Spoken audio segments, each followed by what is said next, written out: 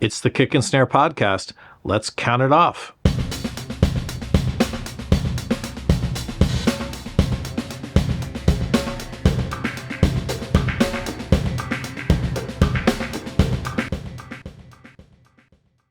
Welcome to Kick and Snare. My guest today is Jim Allen. Jim is both a music journalist and a recording artist, so no pressure on me as I now have to interview an actual journalist, but I'm going to do my best to get through. Jim will be kind, I hope.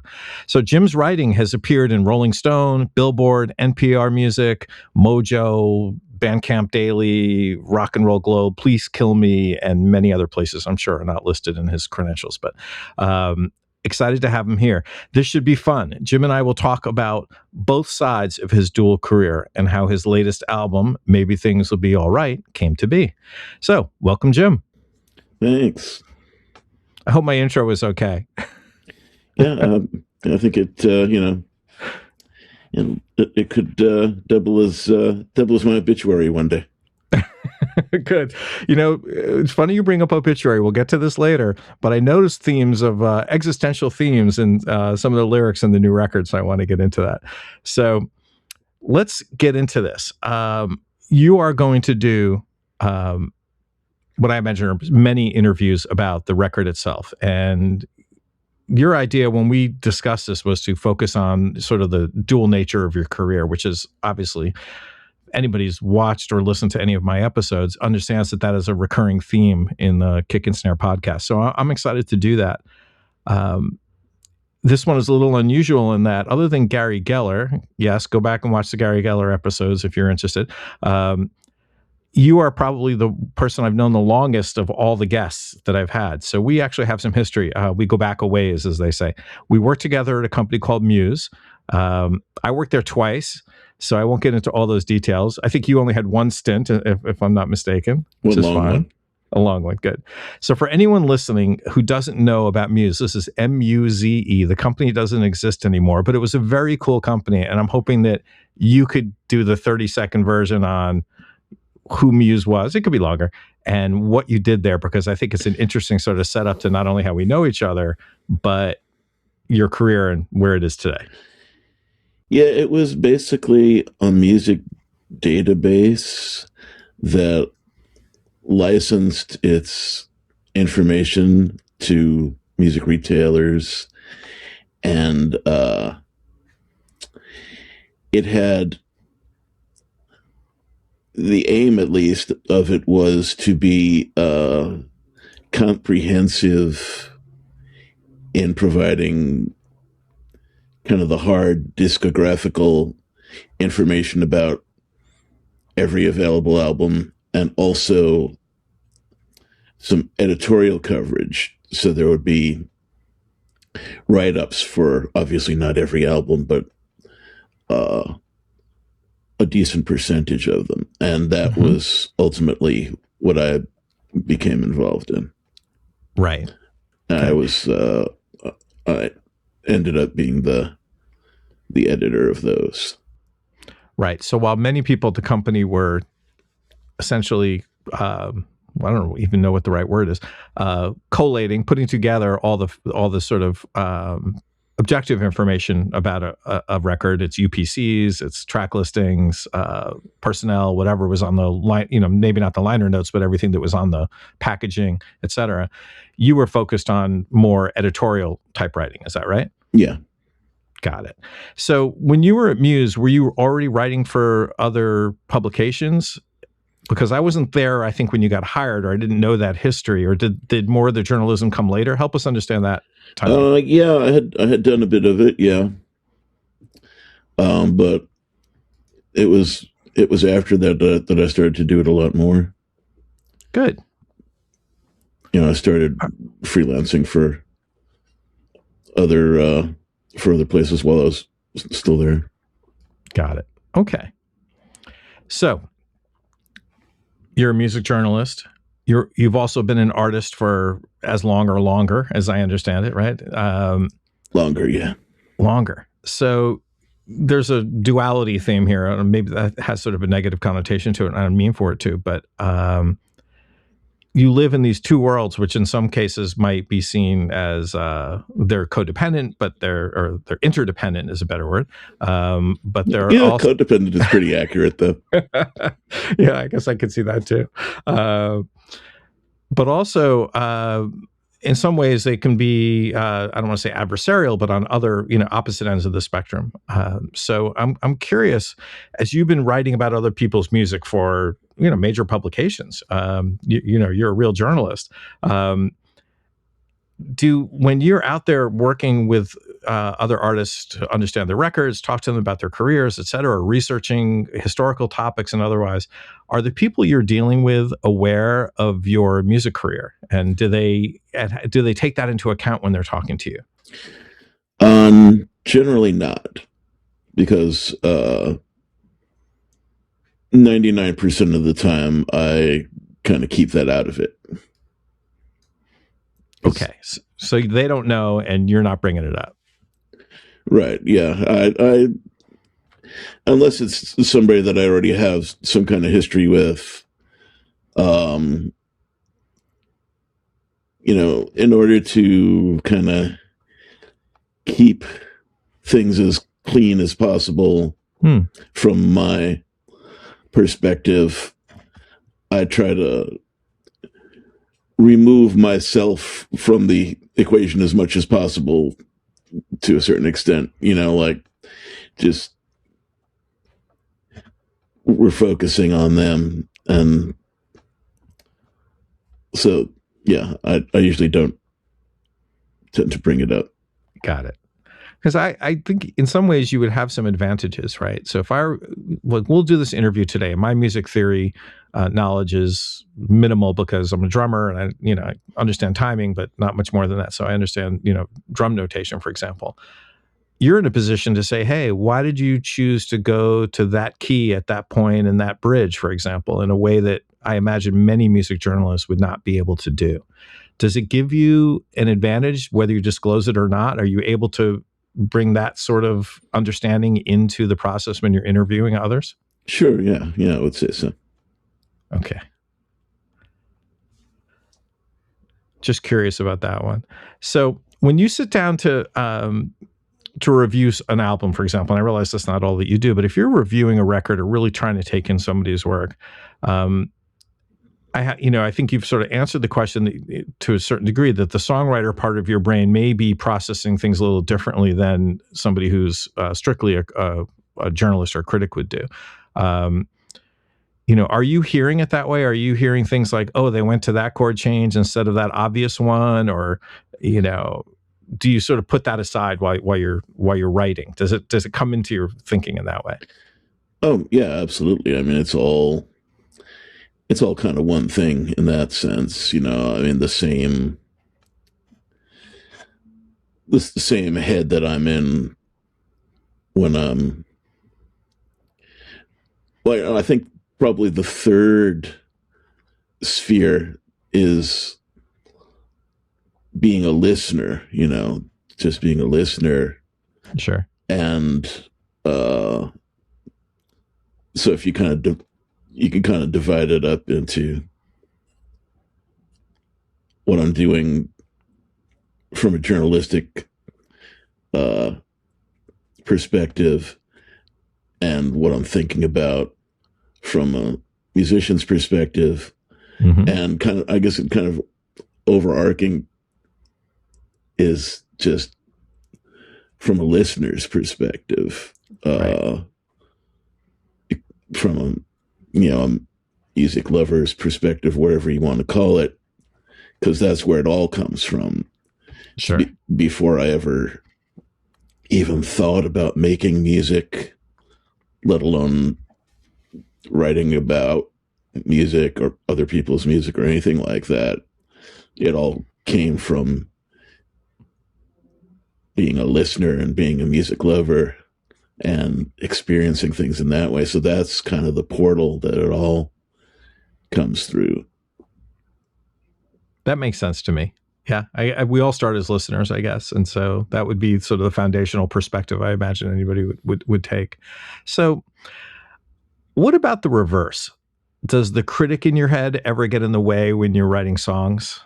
Are you, I mean, I write songs occasionally. I don't want to make it about me, but I often think about, is someone going to think this lyric is silly? You know, I'm always thinking to a certain degree, maybe that's the downfall of why my songs are so bad. But I mean, are you editing yourself through the lens of all the records you've reviewed when you're writing? No, well, I would say, again, not so much through all the records I've reviewed, but certainly through the records I've listened to. Sure. And in that sense, I think it's a valuable tool because it lets me apply a very analytical lens to what I'm doing to kind of, you know, try to get the best end result from it. Right. Have you ever had to review, or maybe the word is avoid reviewing music of somebody you know personally? I mean, you're sort of working in these two different contexts, at least. How does that work? I mean, is there a conflict of interest problem in the music journalism world, or do we, you know, scoot over that kind of stuff? No, not for me. I mean, as a journalist, not so much. I think if I were, you know, if I were the editor of an outlet, it might be different. I'm not sure, but no, because, you know, the line gets so blurry over time between artists that I started out as friends with and artists that I became friends with and everything in between, you know? Okay. So I guess there's the other dimension I sort of thought about as I sat down to think about what I wanted to talk about today. Sometimes you're on the other side of it. We're going to talk about your new record, which I'm enjoying quite a bit. We'll get into the specifics so that everybody can find it. You're welcome. I was so glad to have some time with it ahead of others. In fact, others will be reviewing your record. How does that feel as somebody in the business of reviewing records at times? You know, that's not, I don't want to reduce what you do down to, you know, just the criticism. But do you think about, I mean, I don't even know how to ask this question properly. You have how do I feel about what they're saying about my creative endeavor? You know, this work that I've done, that I've poured my heart into, that I spent time in the studio, money, stress, all of it, right? And at the same time, you might be interpreting how they are writing about and interpreting what you wrote in a way that's different than somebody who's just an artist, for example. Am I zooming in on anything valid? Yeah, absolutely. Well, there have been times, I mean, there's been certain times in the past where even going beyond the wide open field of interpretation, where there's no one thing that a song is necessarily about to everybody. You know, everybody has their own idea of what a song is about or what it means. But even given that, there have been times when people have written about my songs and had ideas that were of what some of the songs were about that were so far from anything I had ever even considered that it was kind of hard to reconcile. But other than that,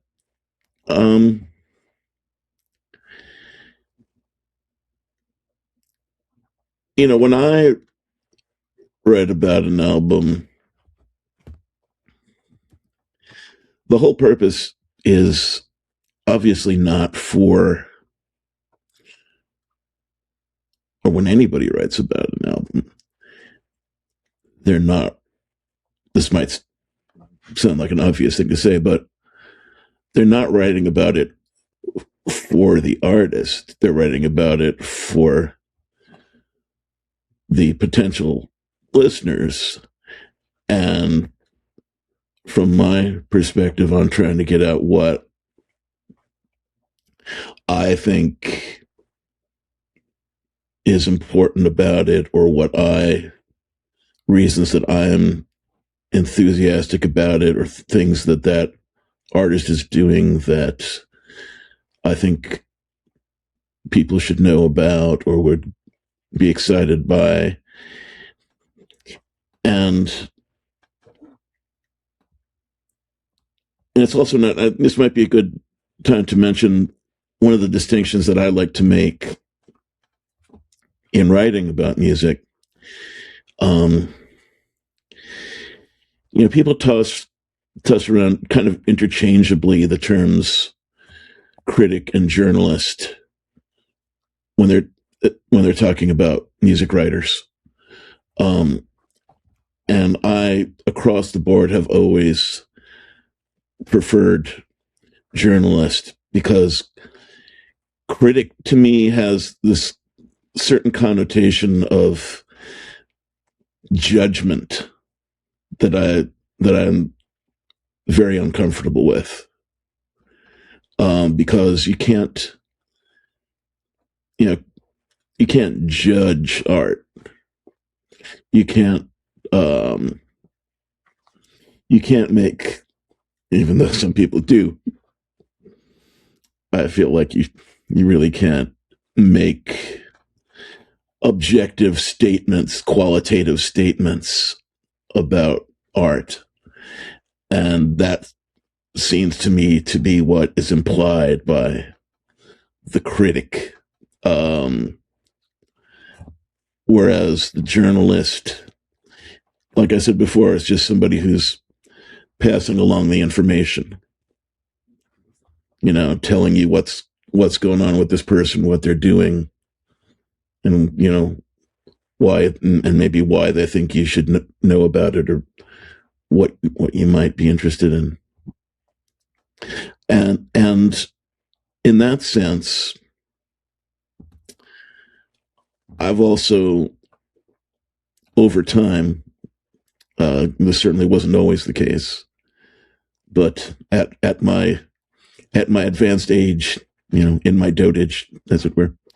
You did mention your obituary earlier. So yes. So. We'll get into these things. Don't worry.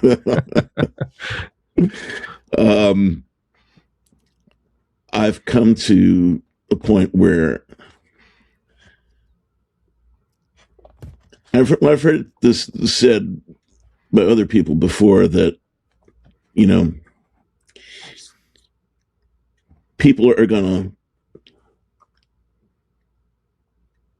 some people are going to glorify what you do. Some people are going to lambast it. And you can't take either one seriously. You can't let yourself believe either extreme. Yeah. And in terms of the art itself, neither one really matters.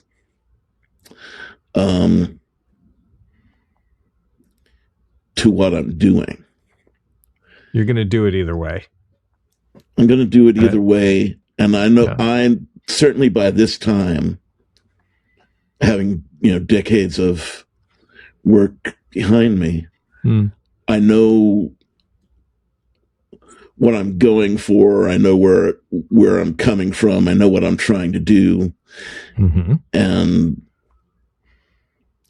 I have a sense of, by the time it's said and done, I have a sense of whether it's gotten there or not, or how close it's gotten, and what I want to do next from there.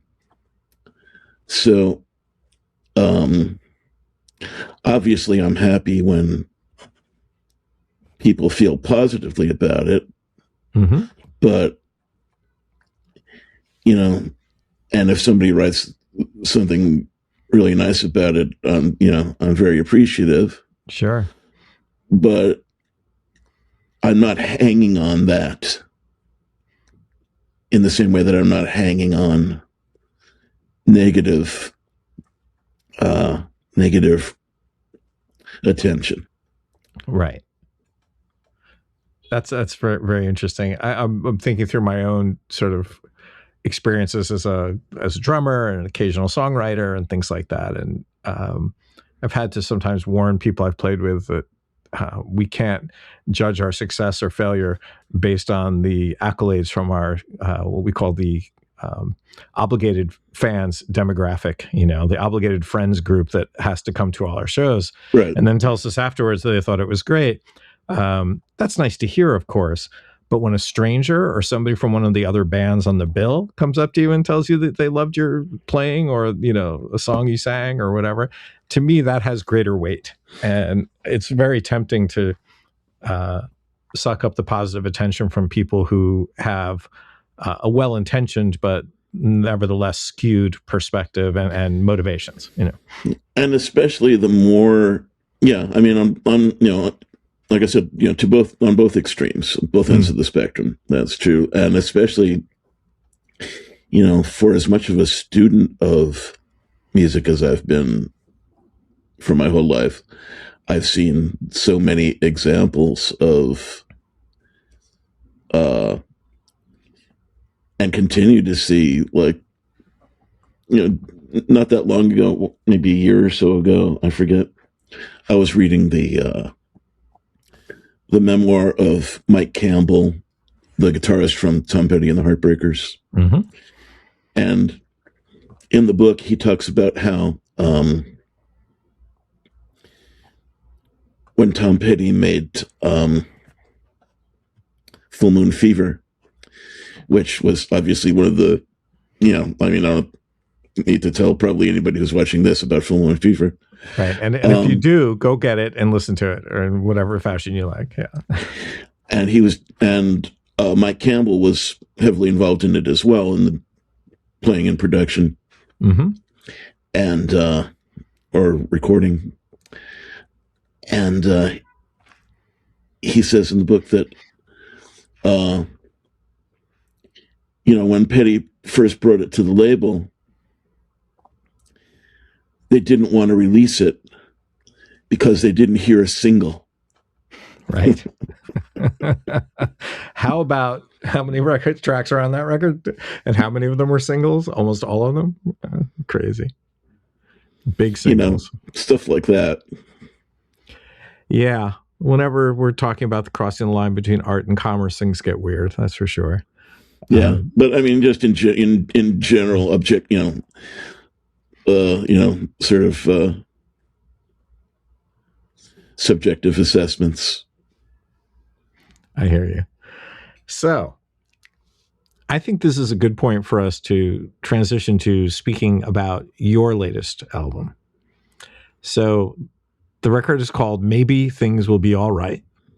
I'm going to try that again because I got a little frog in my throat. Okay, listeners, I'm not going to edit this out. I'm just going to say it again. Maybe Things Will Be All Right. So the album is released June 12th, if I have that right? That's right. Good. And it's 12 tracks. Yeah. All right, good. So manageable. We'll talk later about where it can be had and where it can't be had, because that's an interesting topic. Make sure that everybody can get access to it later. So you described the record as 2 shakes of power pop, a jigger of roots rock. I'm reading, folks, sorry. 2 shakes of power pop, a jigger of roots rock, a splash of folk, and a sprig of alt country, which I thought was very sweet, actually. It was beautifully written. And perhaps a Suzanne of Tabasco. Well done. I wanted to get to the Tabasco part, actually. So I agree. There's some great stuff musically that that had me thinking sort of analytically about what you're doing and otherwise. You mentioned your obituary earlier, and maybe one or two other topics that are, perhaps existential or morbid or whatever. I don't know what the right word is. But many of the lyrics are dealing with what I would consider to some degree either existential topics, life, death, aging, hardships, regrets, anxiety. That was my interpretation. I don't have lyrics printed out for everything, but I did some listening. And in some cases, I guess there's an interesting juxtaposition there, because musically, a lot of it's kind of upbeat, if I think about the tracks and the way they feel, and it's not like you wrote everything in minor key and everything is sort of down, but some of the topics are, in a way. And it made me sort of question some of your thinking about the lyrics versus the music, of course, and I'd love for you to get into that, but also, how you were thinking and if whether or not there's a overarching theme on the record, et cetera. So I'd love for you to speak to that, and then we can talk about some individual tracks later. And then I also want to talk about personnel on the record and the production process and things like that. So sorry for the very long way of asking this question. Do you need me to repeat it? I hope not. No, I'm good. Well, first of all, in terms of the, like you were talking about some of the, the relative darkness, perhaps, of some of the themes, you should have caught my act 30 years ago. I'm lollipops and sunshine compared to that. Fair enough. You've mellowed in your advanced age. Yes. You don't listen to as much Leonard Cohen as I have without being affected in some manner. Got it. But there's no particular theme, I don't think, to the album. The songs were written mostly during time period of kind of mostly during the pandemic lockdown, really. And with one exception, they were. And the context was partly that during that time, I was taking part, and still am taking part, in this weekly Songwriters meeting with a bunch of my friends and fellow songwriters, which we started doing very shortly after the pandemic started. Over Zoom, a bunch of us would convene every week to play our new songs for each other. And the idea was to come with a new song every week. And the device of the meeting itself would be the thing that would sort of keep you honest, as it were, in terms of showing up with a new song every week. Yeah. And we've continued to do that ever since. And there's another whole story in which that idea grows out of a much older and longer standing meeting that we were all a part of, and at another point, but we don't have really so much time to get into that. But so, you're writing like 50 songs a year over a couple of years. It adds up. And after a couple of years of that, I pulled out what I had cobbled together during that period and picked out what I thought were the best dozen tunes. So that was really the only, Fair enough. So this is an interesting record also, in that this may be a place, and it may not be, where your life as a journalist and your life as an artist may collide in some way. You have a lot of very interesting guests on this record. And I think you wrote somewhere that rather than getting somebody to sound like fill in the blank, you went out and got fill in the blank for some of these things. How did that come together? Did you have particular access to these people you had interviewed, or had some other professional relationship with other than as an artist? Well, this is a good example of what I was saying earlier about how a lot of the time those kinds of lines get blurred, right, to varying degrees. So it's very different situations, but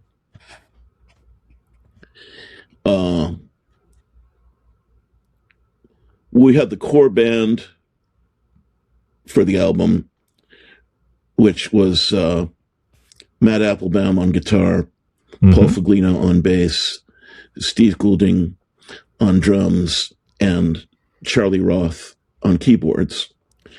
And the five of us, we basically went at it kind of like old school Dylan style.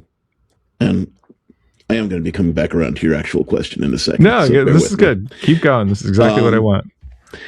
And we did a kind of old school over the course of a weekend. The five of us sitting in a room together, recording live. Even the vocals were live. No separation. Just everything leaking into everything as nature intended. Good for you. And we probably didn't do more than 3 or 4 takes of anything. And to be honest, the full band had not even rehearsed in the same room before the session. So that was not evident from what I heard, but yeah, well, that's awesome. The first take was basically the rehearsal. Yeah, exactly. Okay. But the reason I got these guys to do it was because in all these cases, I'd worked with these guys enough to know previously that we could do that. I could do that Sure. with them and just trust them to bring their thing.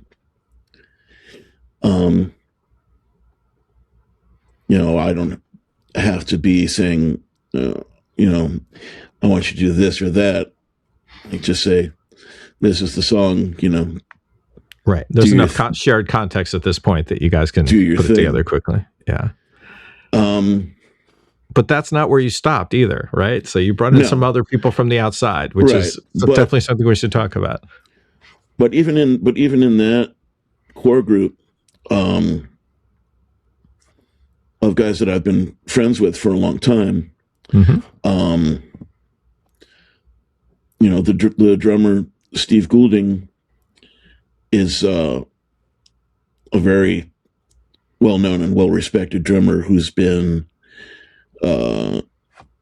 he's best known for being in the Mekons and also for having been in Graham Parker and the Rumor. And over time, he's played with a ton of other people. Right. But we played in a band together for years. I have a band there's some overlap material wise, but not that much with my solo thing. I have a band called the Ramblin' Kind, which is basically a country band, and there's one song on the album which is also part of the Ramblin' Kind repertoire, but most of the guys in the on the album have been in the Ramblin' Kind at some point. Matt and Paul and Steve have all played in the Ramblin' Kind. But So Steve would be one example of what I was saying before about that kind of blurred line of, when I was, from the time I was a kid, I was listening to Graham Parker and the Rumor before I had, even thought about, who the guys in the band were or anything. Right. But also Charlie Roth, who plays keyboards on the album. And here's where it gets into the specific thing that you were talking about before of going straight to the source. When I started getting into the whole idea of becoming a singer-songwriter, one of the key albums for me was the first Suzanne Vega album. Mm-hmm. And eventually, years later, that line would get blurred as well when I got to know her and got to be friends with her. But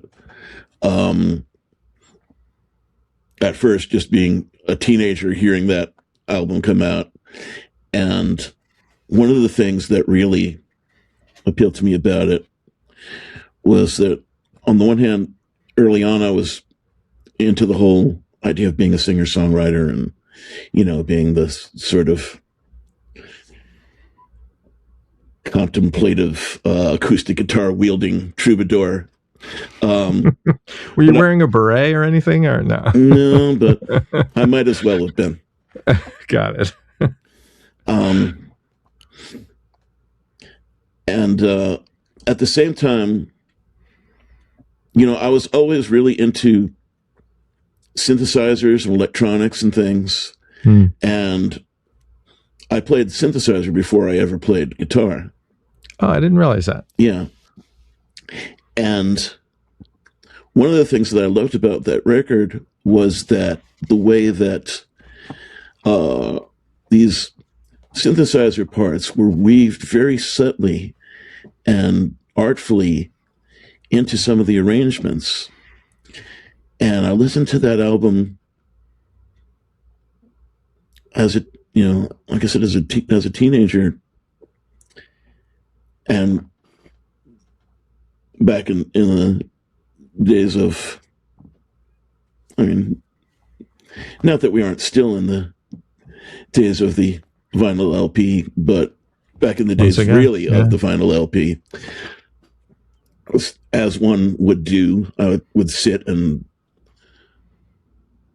listen and pore over the credits and the lyrics and listen to those synth parts and think, C.P. Roth was the credit of the synth player on that album, and it became this sort of mysterious, who is C.P. Roth? I didn't even know if it was a man or a woman. Right. This C.P. Roth really does this cool stuff. This is before you could Google it to find out. Yeah. Yeah. And then, decades later, I'm friends with Charlie Roth, who is this great keyboard player around town, who's done everything with everybody. And he's that guy who played on that record, and who I've played with at various points. And that's where that kind of thing you were talking about comes into the picture of, like, I very literally, during the session, turned to Charlie and said, "Hey, that thing you did on that Suzanne Vega track on her first album? Can you kind of do something like that on this track?" Got it. Can you do you? Yeah. And, right. Charlie, being the total pro that he is, goes, "Oh, yeah." He says, "Yeah, I just did a blah, blah, blah with a blah, blah, blah on it, and I'll do that and this, and boom, there it is." Nice. Do you want to run down the other special guests on the record? Yeah. So that was the core group, like I said, and we did, you know, 95% of what you hear on the record is that, which was recorded all live over the course of a weekend. And then I brought in various guests to add a little special sauce to a bunch of the tracks. I had three friends who are great singers who have often worked together in the past as harmony singers. Erica Smith, Lizzie Edwards, and Rembert Block, each of whom does their own thing, has their own band, and, sings and writes and everything. But I got the three of them to sing together, doing harmonies on a bunch of the tunes. And also my friend Byron Isaacs, who was also part of that Zoom Songwriters group that I talked about before. And his main gig, though, is that he plays bass in the Lumineers. And I got him to sing a bunch of harmonies. And then I got some people who I grew up listening to, whose relationship with me, it varies from one to another.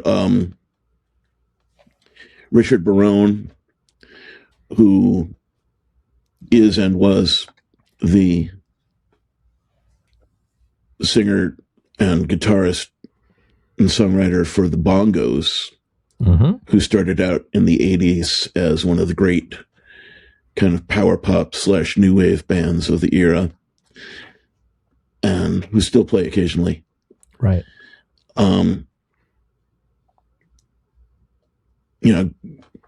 Growing up, they were one of my very favorite bands. And years later, just from kind of banging around the music scene, I became friends with Richard. But this was the first time that I'd ever done any music with him. But I got him to sing and play guitar on one tune. Or I, again, very literally said to him, you know the kind of guitar thing you did on this bongo song from 1981. Right. You think you can do something like that on this song? And actually, in that particular instance, it's kind of funny because he had this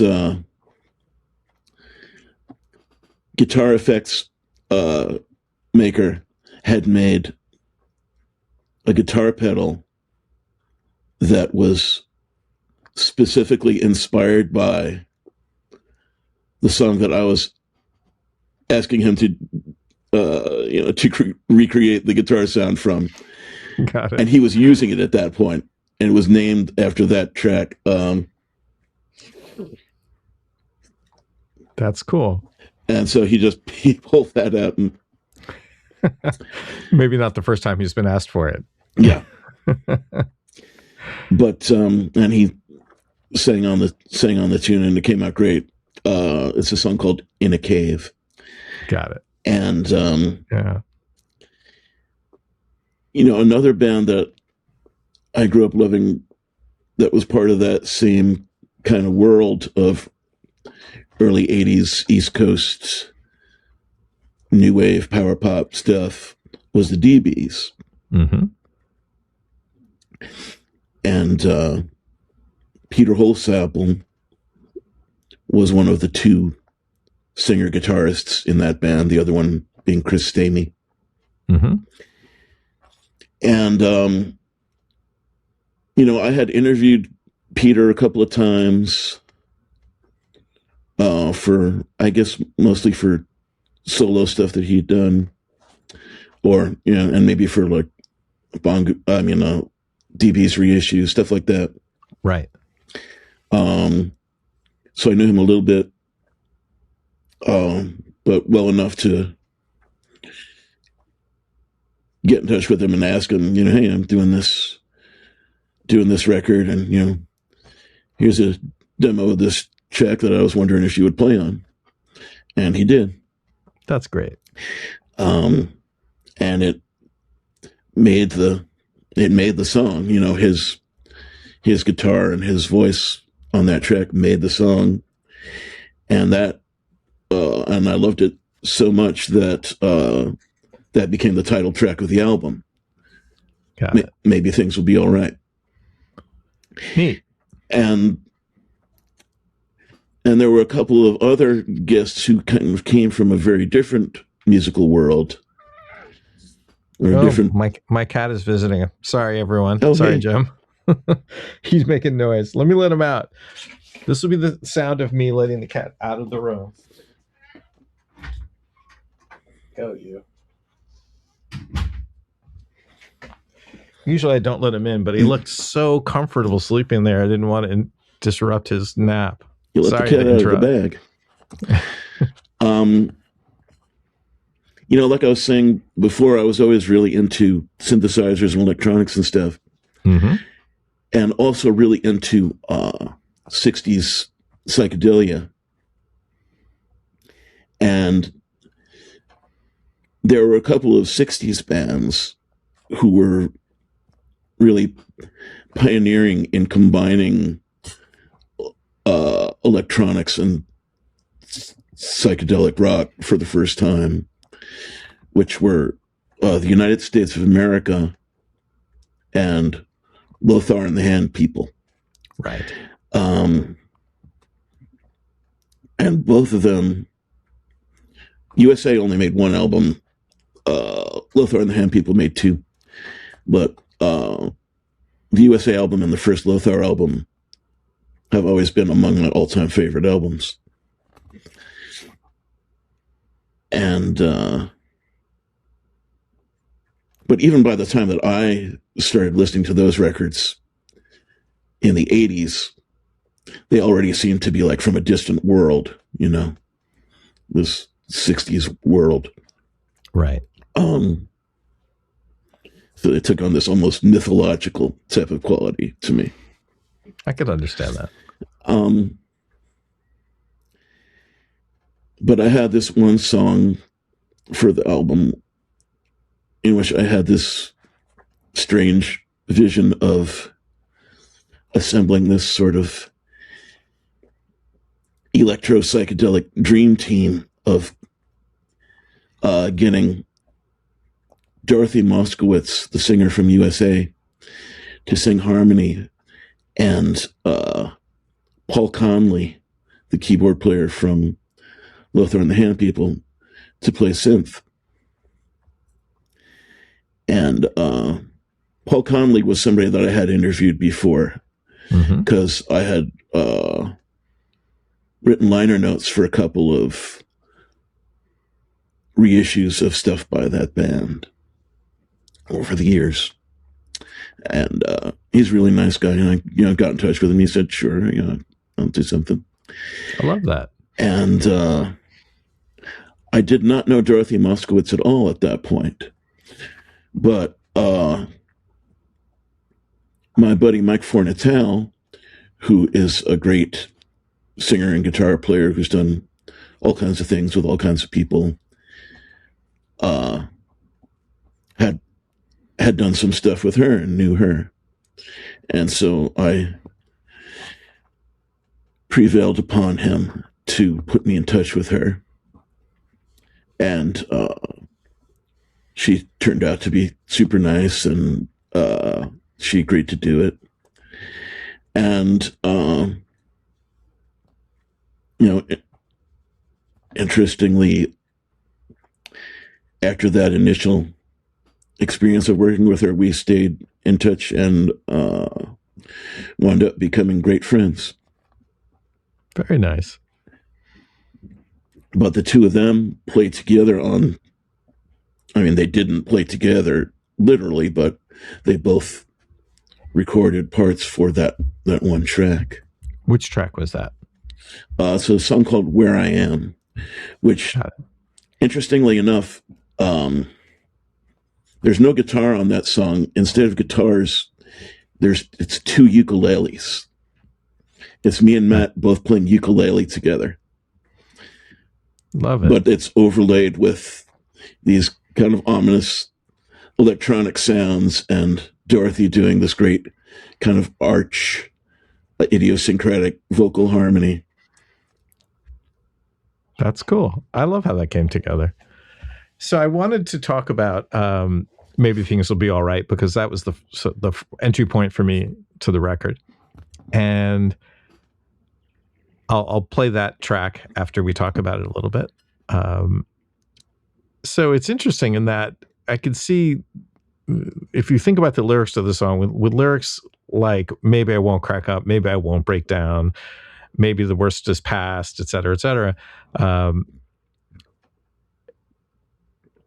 It's starting from a place of, I don't want to say dark place, but it's starting from a place that's less than you would like it to be, something like that. And yet musically, it's very upbeat. For me, it feels upbeat and hopeful and optimistic. And in fact, the lyrics are hopeful and upbeat and optimistic, I think, about, what the future could be. And it does it without being sort of trivial or cloying in a way, I guess. It's not, things are messed up, let's dance and have fun. It's really sort of, I think, imagining that things could be in a better place in a more sort of thoughtful way. So there's something about this song I really love. And I'm just wondering, by all means, I'm happy to be able to talk to you about it. What was on your mind when you wrote it? I mean, you've set some of the stage, but I don't know if this was one of the songs that was written during COVID. Yeah, it was. Yeah. Tell me more about, were you thinking about personal topics, macro topics? I guess at that time, perhaps they were one and the same, but I'd love to understand more about the perspective when you wrote it. Well, I would say that, I think there's, one of the things I always like to say about my songs is that I can describe my entire song catalog in 3 words, which is complaining in tune. But I get that. That's a bit of an oversimplification and probably more realistic to say, especially by this time, that it's maybe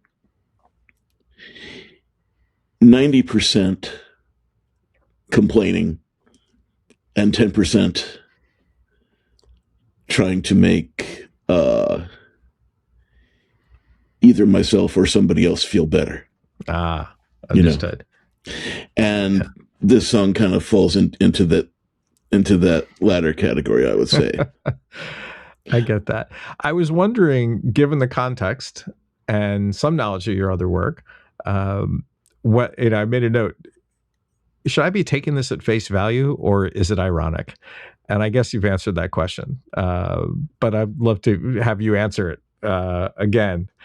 Should I take it at face value, or is it ironic? Because a lot of this is, as I said, optimistic. Oh, in that sense, yeah, I would say, well, again,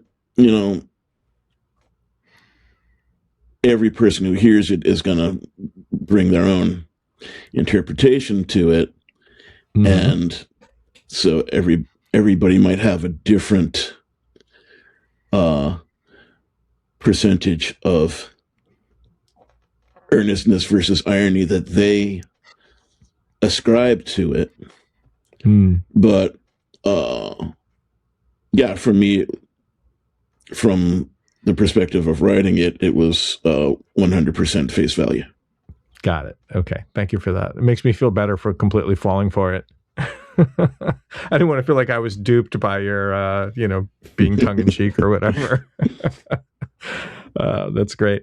And this one has Peter playing on the track, right? I want to make sure I have the right one. Yeah. It's Peter Holsapple singing. And, in the DBs, Peter Holsapple and Chris Stamey had such kind of signature vocal sound when they sang together and did these 2-part harmonies, so that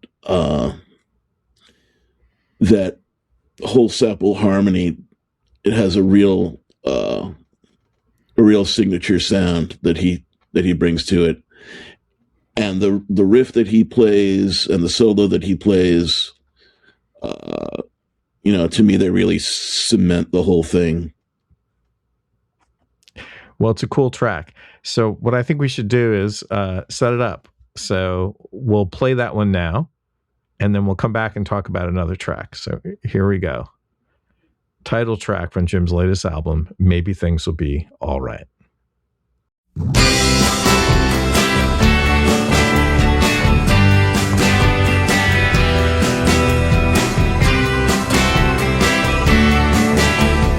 Maybe I won't crack up.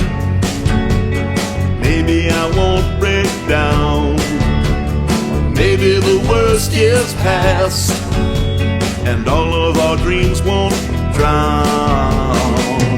Maybe hope has got a way to hang on through the night. Who knows? Maybe things will be alright.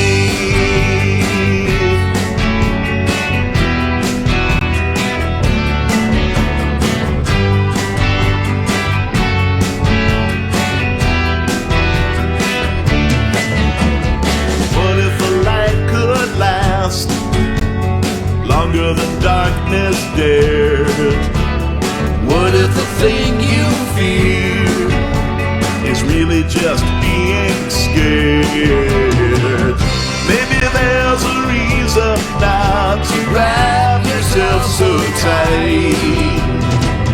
Who knows? Maybe things will be alright.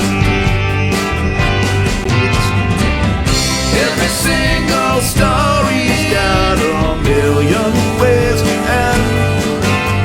There must be one where what's begun to break is home to mend.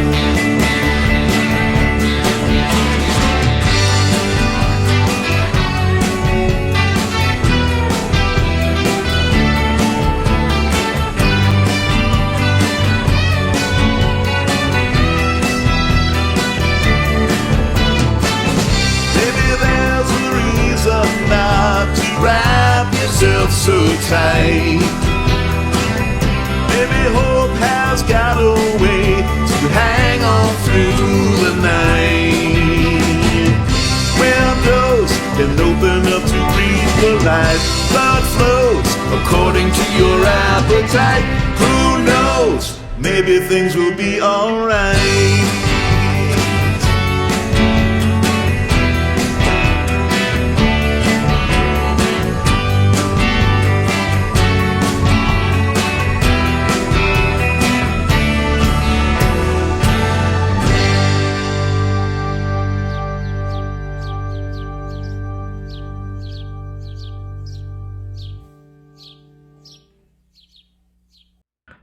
I hope you all enjoyed that as much as I've been enjoying it. We'll share details where you can hear the whole record later.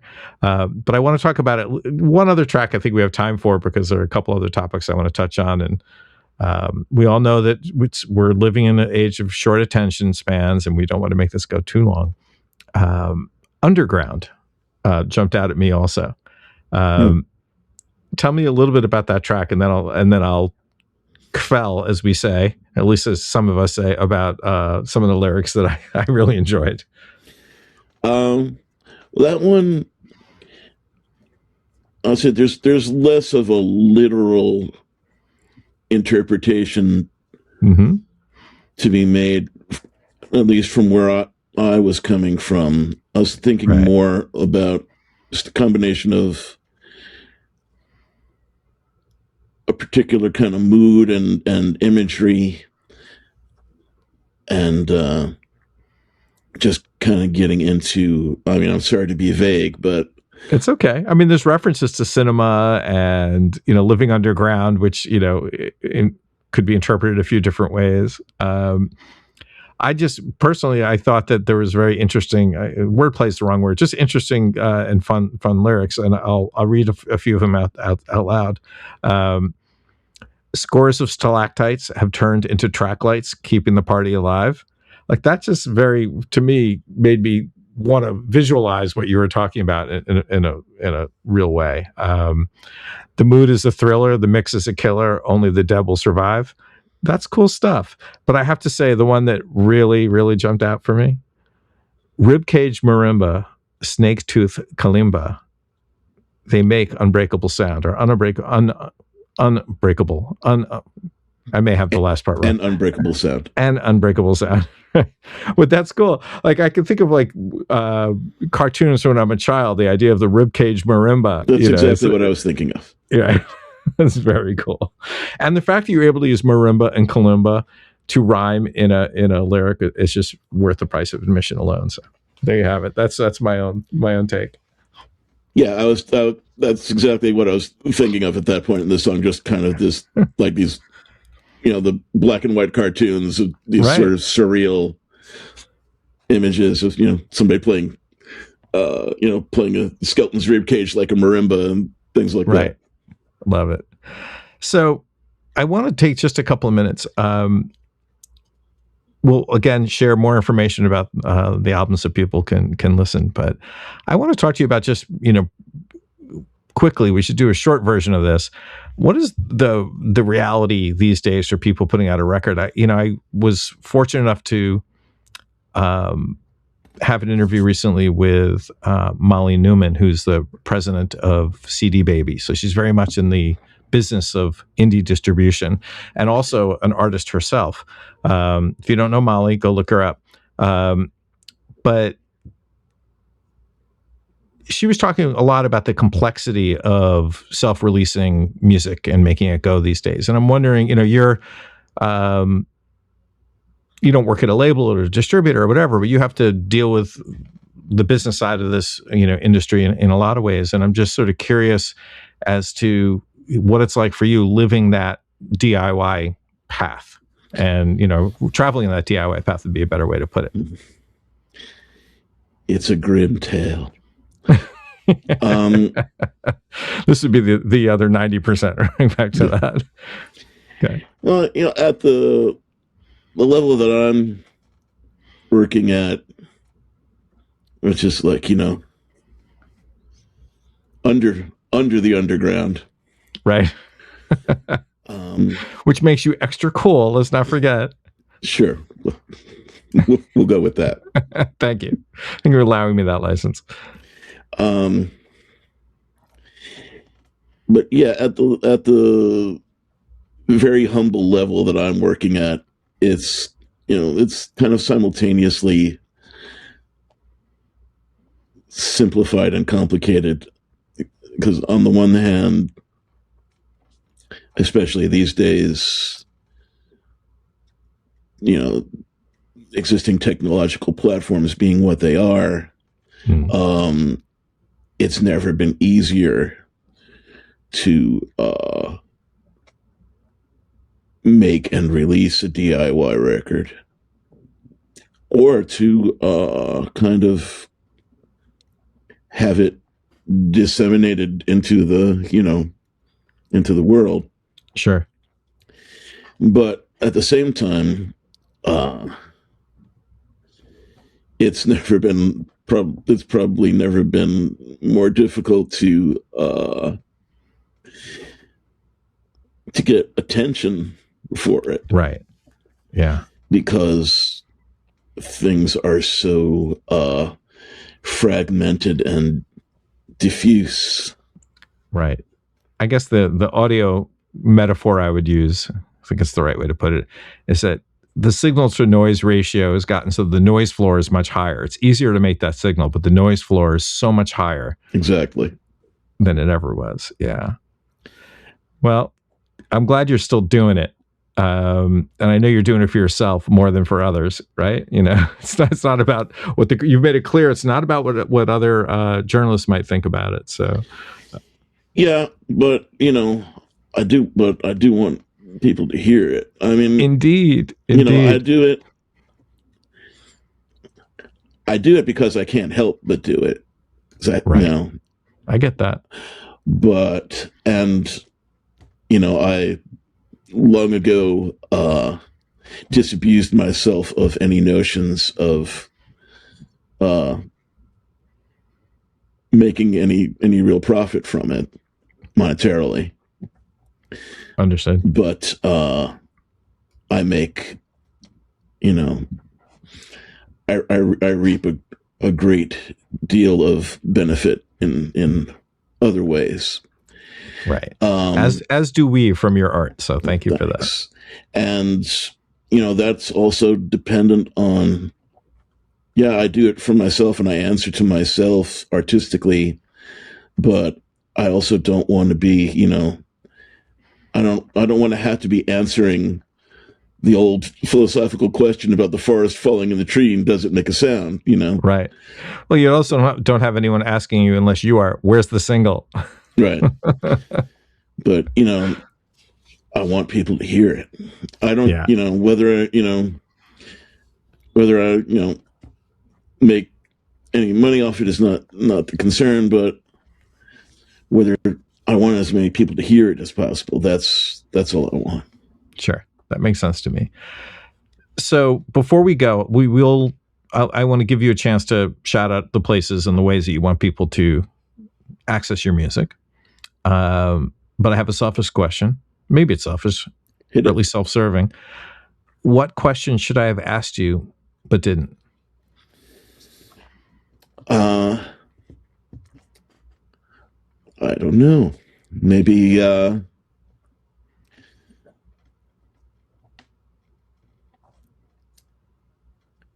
I can't think of anything that you should have asked me that didn't. You did a great job of interviewing. Thank you. That means a lot. It would mean a lot coming from anyone, but especially from you. So thank you for that. That's good. Then I guess with that, I want to thank you very much for doing this with me. This was a lot of fun. And I'm really glad it was really interesting for me and fun, and I'm enjoying the record a lot. Tell us where people should go to get the record, what's coming next, if you have live dates happening. Give us the rundown, and then we'll say goodbye. Yeah. I decided from the get-go that I was not going to make the record streaming.